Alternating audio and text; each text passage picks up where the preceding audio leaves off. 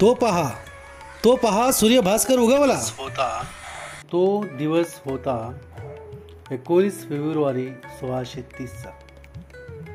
सूर्य मावळतीला चालला होता. चौघडे वाजू लागले होते कशासाठी, तर तिला जिजाबाईला मुलगा झाला होता. तिचा पती शहाजी यावेळी खूप लांबवर विजापूरच्या सुलतानासाठी लढाया लढत होता. परदेशा सुलतानांसाठी हे मराठे गेली 100 वर्षे जुलुमाने मनी इच्छा नसताना स्वतःच्याच लोकांसाठी युद्ध करत होते. ज्यावेळी छत्रपतींनी जन्म घेतला त्यावेळी विजापूरची सुलतानशाही जहांपन्ना बादशाह मुघल व सिद्दी जोहर निग्रो समुद्र किनारी राज्य करीत होते. एकदाची नौबत झडली आणि शिवनेरीवर एक तेज अवतीर्ण झाले आणि अवघ्या 51 वर्षांसाठी. किती अल्प आयुष्य, पण कीर्ती किती अकल्पांची. शिवरायांची आठवावे जीवित तृणवत मानावे, इयलोकी परलोकी उरावे कीर्ती रूपे, असे म्हणतात ते उगाचच नाही. 50 वर्षांच्या दैदिप्यमान कारकिर्दीनंतर जगात सर्वोत्तम गणला गेलेला एक महान राजा इथेच आपल्या आवडत्या जागी निजला. छत्रपती शिवाजी महाराज कोणी देव नव्हते, ते सुद्धा मनुष्यच होते, पण त्यांच्या अंगी अलौकिक असे गुण होते व या गुणामुळेच पुढे ते अजरामर झाले. आपण त्यांना देवाच्या जागी मानतो, तो आदराचा भाग आहे. पण अभ्यास करताना किंवा महाराज समजून घेताना त्यांना एक उत्कृष्ट प्रशासक, लोक कल्याणकारी राजा म्हणून बघितले पाहिजे असे मला वाटते. महाराजांनी नुसते स्वप्नी बघितली नाहीत, त्यांनी कार्याला महत्त्व दिले. त्यासाठी अहोरात्र कष्ट केले व ती स्वप्ने सत्यात उतरविली. राज्याभिषेक हे याच स्वप्नाचे फलित होते.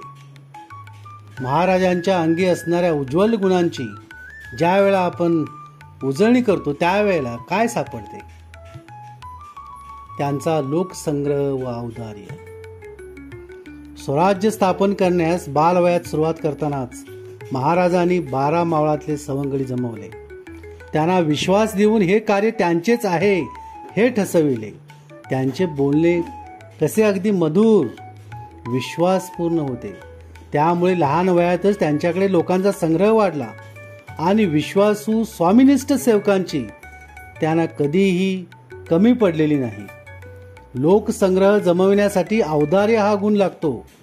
आपल्या लोकांनी चांगली कामगिरी केली असता ते अशा शाबासकी देण्यास सदैव तत्पर असत. तसेच मावळ्यांचे वेतन वेळच्या वेळी देणे, त्यांच्या संसारात अडचणीच्या वेळेत मदत करणे, युद्धात घरातील कर्ता पुरुष दगावल्यास त्याच्या पाठी संपूर्ण कुटुंबाचा चरित्रार्थ चालेल ही व्यवस्था करण्यात ते तत्पर असत. त्यांच्या अंगी असलेला दुसरा गुण गुणज्ञता व निपक्षपाती बुद्धी. लोकसंग्रह करणारा हा राजा गुणांची पारख करणारा असला पाहिजे. गुणांची पारख करून घेणे ही कामगिरी योग्य व्यक्तीला सांगावी व योग्यतेच्या मानाने त्याची योग्य त्या ठिकाणी नेमणूक करावी हे त्यांचे तत्व होते. हा आपला मित्र आहे, याला मोठी पदवी द्यावी, मोठे स्थान द्यावे असे त्यांनी मनात कधीच धरलेले नव्हते. योग्यतेच्या मानाने त्या व्यक्तीची बढती करावी हे राजांचे तत्वच होते. हा आपला मित्र आहे, याला मोठी कामगिरी द्यावी, इतरांना छोटी कामगिरी द्यावी असा पक्षपात महाराजांनी कधी केलेला दिसला नाही. कोणालाही एखादे काम सोपवल्यावर ते त्यावर पूर्ण भरवसा टाकत व त्याआधी तो भरवसा टाकण्यायोग्य आहे का याची पाहणी करत नंतरच कामगिरी देत असत. त्यामुळेच लोकांच्या ठायी इमान, स्वामिनिष्ठा या गुणांचा विकास होत गेला. महाराज निष्कपट व मैत्रीपूर्ण स्वभावाचे होते. ज्यावर एकदा भरवसा टाकला त्याच्याशी ते कधी कपट्याने वागत नसत. आपण योजलेले बेत व करावयाचे उपाय याविषयी ते आपल्या विश्वासू कामगारांशी बोलत असत. त्यांची काय मसलत आहे ते आदरपूर्वक ऐकून घेत असत.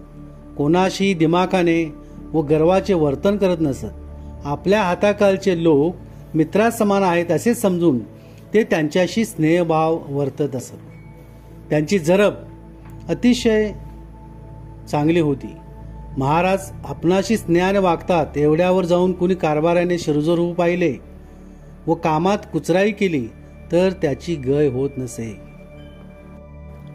मग तो कितीही मोठा असला, जवळचा असला तरी त्यास योग्य ते शासन होई व यात कदापि कुचराई होत नसे. यामुळेच त्यांचा दरारा सर्वांमध्ये कायम राहत असे. रणभूमीवर शत्रूशी लढताना आपल्या सैनिकास शत्रूच्या तोंडी देऊन स्वतः कुठेतरी सुरक्षित राहून प्रेक्षकाप्रमाणे उभे राहण्याचा कित्येक राजे व सेनापती करत असतात, पण तसे महाराजांनी केले नाही. हाती समशेर घेऊन रणात ते सर्वांपुढे असत. त्यामुळे मावळ्यांना अधिक जोश येऊन ते पराक्रमाची शर्त करत. आळशासारखे स्वस्थ बसून राहणे त्यांच्या ठायी नव्हते. ते सर्व काळ कुठल्या ना कुठल्या मोहिमेत गुंतलेले असत. अविश्रांत परिश्रमामुळे त्यांनी कमी वेळात चांगले यश मिळवलेले दिसून येते. त्यांच्या सरदारांची त्यांच्यासमोर काही मात्रा दिसत नाही. त्यांच्या नंतरच्या काळात याच्या उलट चित्रण दिसणे असाच प्रकार चालू राहिला. अविश्रांत परिश्रमामुळे त्याने आपणावर कोणत्याही सेनापती व सरदाराची मात्रा चालू दिलेली दिसत नाही. किल्ल्यांचा बंदोबस्त, जमीन महसूल अशी अनेक कामे करण्यात त्याने आपले कारभारी सदैव गर्क ठेवले. त्यामुळे कारस्थाने करण्यास कोणास सवड मिळत नसे. हा गुण त्यांच्या अंगी नसता तर त्यास स्वराज्य स्थापनेची बुद्धी कदापि सुचली नसती. कारण यवनी अंमलात 10,000 20,000 सरदार नांदत असता त्यांना ही स्वराज्य स्थापनेची बुद्धी का बरे सुचली असावी. स्मरणशक्ती व विवेकशक्ती महाराजांच्या चरित्रात लहान वयापासून वेळोवेळी दिसून येते. लहानपणापासूनच त्यांची बुद्धी अति तीव्र होती. सर्व प्रकारची माहिती मिळवण्याचा त्यांचा हव्यास अमर्याद होता. औरंगजेब बादशहाच्या तावडीत सापडले असताना सुद्धा तेथे झालेला मान करणं त्यांना बिलकुल सहन झाली नाही. भर दरबारात त्यांनी बादशहाला खडे बोल सुनावले होते. खरे वीर पुरुष असतात त्यांचा हा महाभूषणप्रद गुण होय. शौर्य, वीरता, साहस या नैतिक गुणामुळेच महाराज प्रसिद्धीला पावलेले आहेत. तेजस्वी पुरुष आपली तेजोहानी होण्यासारखी असते. ते सर्व प्रकारचे टाकून वास्तविक तेज वृद्धिंगत होईल ते करण्यास सर्वदा तत्पर असतो. या कसोटीवर महाराज पुरेपूर उतरतात.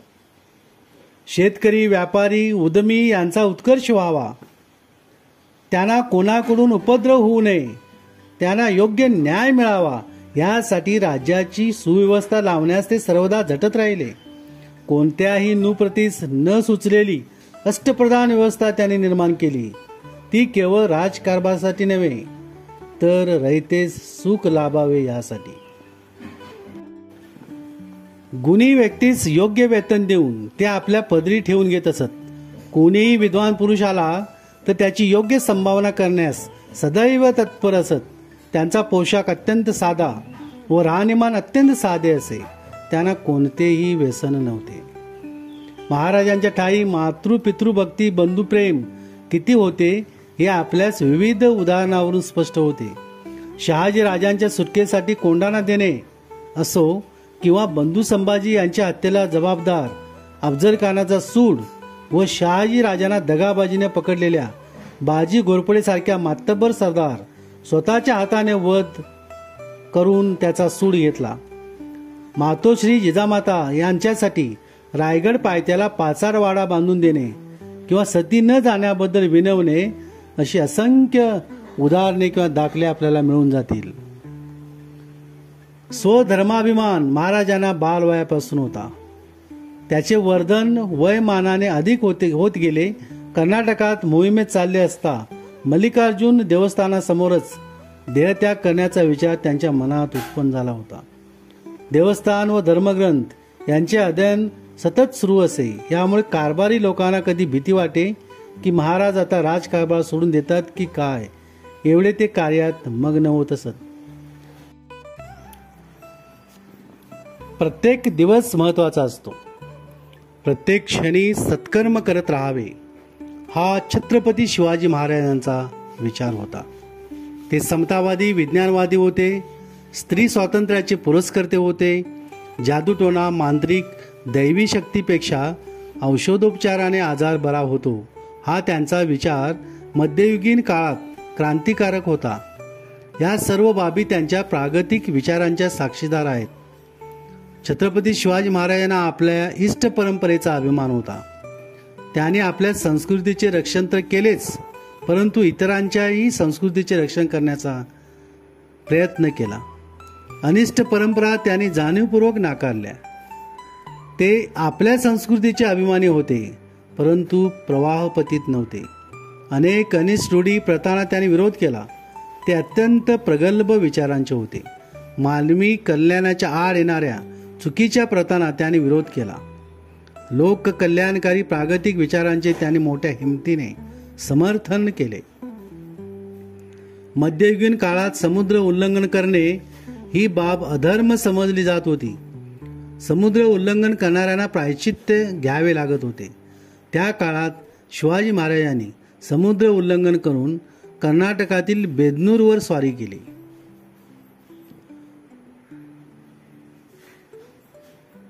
अनेक सागरी किल्ले बांधले. आरमार दलाची उभारणी केली. ज्यांची समुद्रावर सत्ता त्यांची जमिनीवर सत्ता हे शिवाजी महाराजांनी ओळखले होते. ते अत्यंत दूरदृष्टीचे होते. बुद्धी प्रामाण्यवादी होते, ग्रंथ प्रामाण्यवादी नव्हते. शिवाजी महाराजांना सोयराबाईच्या पोटी राजाराम नावाचा मुलगा झाला. तेव्हा पुरोहित म्हणाले, मुलगा पालथा जन्मला, अपशकुन आहे. तेव्हा शिवाजी महाराज म्हणाले, तो दिल्लीची पातशाही पालथी घालेल. यावरून स्पष्ट होते की शिवाजी महाराजांनी शकून अपशकून, शुभ अशुभ यावर विश्वास ठेवला नाही. त्यांचा विश्वास कर्तृत्वावर होता, अंधश्रद्धेवर नव्हता.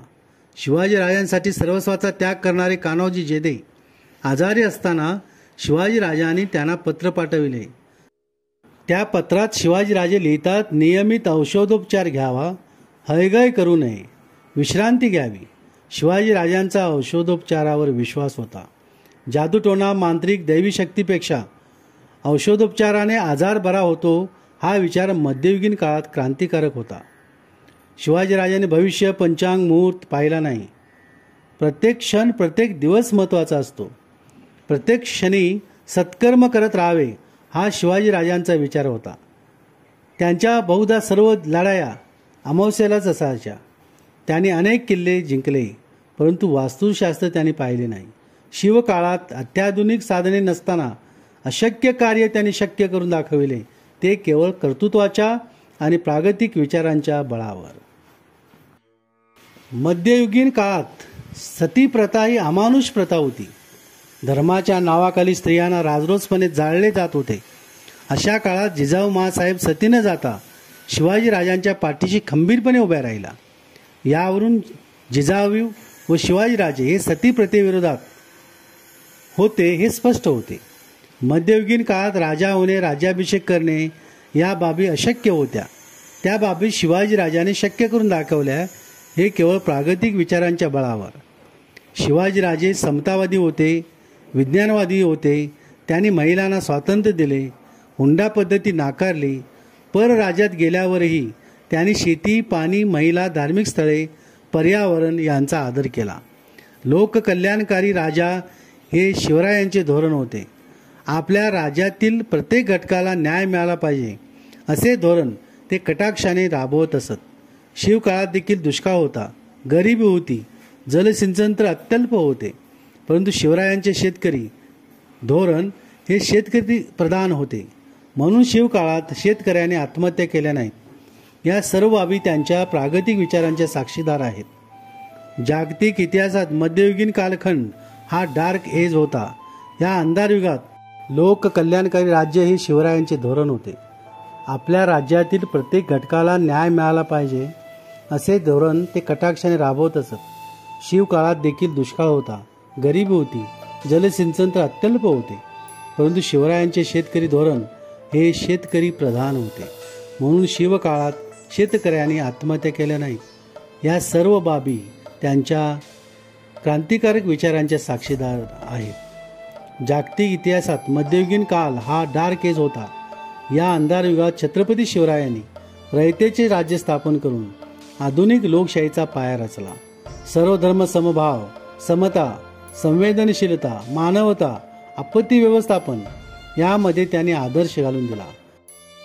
कुळवाडी भूषण विश्ववंद्य छत्रपती शिवाजी महाराजांची प्रतिमा कधी हिंदू धर्मरक्षक, कधी महाराष्ट्र रक्षक, कधी मराठी भाषा रक्षक, कधी सांस्कृतिक रक्षक, तर कधी मुस्लिम विरोधक अशा प्रकारे उभी करण्यात आली. पण शिवरायांच्या चरित्रासंबंधी ऐतिहासिक तथ्यांचा अभ्यास केला असता शिवरायांच्या वरील सर्व प्रतिमा अनऐतिहासिक आणि शिवरायांना संकुचित ठरविणाऱ्या आहेत हे स्पष्ट होते. शिवरायांना संस्कृतीचा जरूर अभिमान होता, पण कोणत्या संस्कृतीचा? तर सिंधू संस्कृतीचा, परंपरेचा. म्हणून महात्मा फुले त्यांचे वर्णन कुळवाडी भूषण शिवराय असे करतात. कुळवाडी भूषण म्हणजे 18 पगड 12 बलुतेदार यांचा राजा, शेतकऱ्यांचा, रयतेचा राजा. शिवरायांना मराठीचा अभिमान होता याबाबत कुणाचे दुमत असण्याचे कारण नाही. पण मराठीबद्दल आंधळा अभिमान त्यांच्याकडे नव्हता.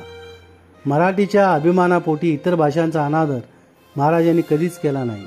याउलट शिवरायांच्या पत्रात अरबी, पारसी भाषेचा त्यांनी मोठ्या प्रमाणात वापर केलेला आहे. त्यांच्या शिवरायांची पत्रे या ग्रंथातील प्रस्तावनेत हे पुरावे सापडून येतात. शिवाजी महाराजांच्या कचेरी पत्रामध्ये प्रामुख्याने पुढील मायना आढळते: अजरक्त खाने, राजश्री, शिवाजीराजे, दाम दौलत हूं. आणि पुढील अर्ध्या भागात बजानिखा, कारकुनाने हाल, इस्तकथाल देशमुखाने अशा आशयाचा मजकूर येतो. अजरक्त खाने याचा अर्थ कचेरीपासून असा असून दाम दौलत हू याचा अर्थ त्यांचे राज्य चिरायू होऊ असा होतो. तर बजानिबू याचा अर्थ कडे असा होत असून हाल म्हणजे हल्लीचे आणि इस्तकबाल म्हणजे पुढे होणारे, भावी असा आहे. अनेक पारसी शब्द, अरबी शब्द यामध्ये आपल्याला आढळून येतात. शिवरायांनी केवळ संस्कृत, मराठी याच भाषांचा कैवार घेतला आणि इतर भाषांचा द्वेष केला असे सिद्ध होत नाही. शिवरायांचे सांस्कृतिक धोरण हे भाषावादाचे नव्हते, तर जगाच्या स्पर्धेत टिकायचे असेल तर अनेक भाषा अवगत असल्या पाहिजेत अशाच स्वरूपाचे होते. शिवरायांचे पुत्र संभाजीराजांनी तर 1 संस्कृत आणि 3 हिंदी असे 4 ग्रंथ लिहिले. म्हणजे शिवकाळात भाषावाद अस्तित्वात नव्हता. आजच्या राजकारण्यांनी राजकीय लाभासाठी भाषावाद उभा केलेला असून मराठी भाषेच्या अस्मितेचे प्रतीक म्हणून शिवरायांची प्रतिमा उभी केली जाते. शिवरायांचे सांस्कृतिक धोरण पाहता ही बाब अत्यंत खोटारडी आहे. शिवाजीराजांचा पोशाख व राहणीमान पाहता सुफी संतांच्या भारतातील वास्तव्याने बहुजन मुस्लिम धर्मियामध्ये मोठ्या प्रमाणावर सांस्कृतिक देवाणघेवाण झाली याबाबत आपल्याला पुरावे सापडतात. मुस्लिम स्त्रियांनी सौभाग्य अलंकार म्हणून पुरुषांचे झब्बे आणि तंग तुमाने हा पोशाख वापरणे या गोष्टी शिवरायांच्या पूर्वीपासून घडत आलेल्या होत्या. शिवाजी महाराजांचा पोशाख व राहणीमान यातूनही हा सांस्कृतिक प्रभाव जाणवतो. याचा अर्थ कोणी धर्म बदलला असा होत नाही. कुळवाडी भूषण शिवाजी महाराजांना आपल्या धार्मिक अस्मितेचा अभिमान होता.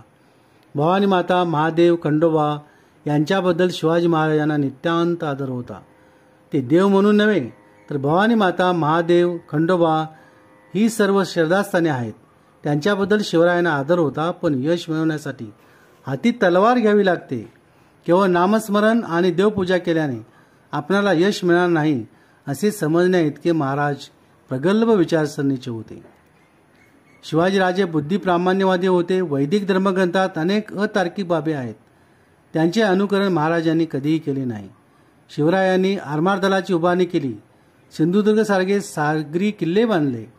बेदनूरवर समुद्रमार्गे स्वारी करून शिवरायांनी सिंधुबंदी तोडली. समुद्र उल्लंघन करणे पाप आहे असे लिहून ठेवणाऱ्या वैदिक ग्रंथाचे काही ठिकाणी प्रामाण्य नाकारले. शिवरायांनी शूद्रातिशूद्र बांधवांना हक्क अधिकार दिले. म्हणजे महाराजांनी विषमता नाकारली. राज्यात समता निर्माण केली. समतावादी स्वराज्य हे शिवरायांच्या सांस्कृतिक धोरणाचे महत्त्वाचे अंग होते. स्वराज्याचा निर्माता आणि निर्माण प्रवास यामध्ये गल्लत केलेली आहे. शिवरायांना जर दीर्घायुष्य लाभले असते तर त्यांनी दुसऱ्या राज्याभिषेकानंतर निश्चितच अब्राह्मणी धार्मिक संहिता निर्माण केली असती. तरी देखील त्यांच्या पत्रावरून, जीवनातील काही प्रसंगावरून त्यांचा मानवतावाद, प्रेमळपणा, धार्मिक सांस्कृतिक धोरणे प्रकर्षाने जाणवतात. त्यांनी 23 ऑक्टोबर 1662 रोजी सर्जेराव जयदे यांना पत्र पाठवले. त्या पत्रात ते लिहितात की मोगल स्वराज्यावर चाल करून येत आहेत, तरी रयतेला सुरक्षित ठिकाणी हलवावे. मोगलाकडून रयतेला त्रास झाला तर त्याचे पाप तुमच्या माती बसेल. यावरून परोपकार हे पुण्य आणि परिपीडा हे पाप आहे, हे महाराजांचे सांस्कृतिक धोरण होते. शिवाजी महाराजांनी हिंदू धर्मरक्षक आणि मुस्लिमांचा कर्दनकाळ अशी प्रतिमा झाली किंवा तशी केली गेली. शिवाजी महाराजांचे आदिलशाह मोगल यांच्याबरोबर राजकीय संघर्ष होता, धार्मिक नव्हे. शिवरायांनी अफजल खानाला ठार मारले, शाहिस्तेखानावर वार केला. ते मुस्लिम होते म्हणून नव्हे, तर स्वराज्याचे शत्रू होते म्हणून. शिवाजी महाराजांनी जसा अफजल खानाला ठार मारला, तसाच खानाचा निष्ठावंत वकील कृष्णा कुलकर्णी यालाही उभा कापला. शिवरायांच्या सैन्यात अनेक मुस्लिम अधिकारी होते.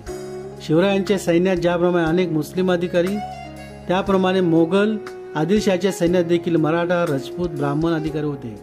याचाच अर्थ संघर्ष हा धार्मिक नसून राजकीय होता. शिवरायांचे धोरण कोणत्या धर्माला विरोध किंवा कोणत्या धर्माचा अनुनय करण्याचे नव्हते.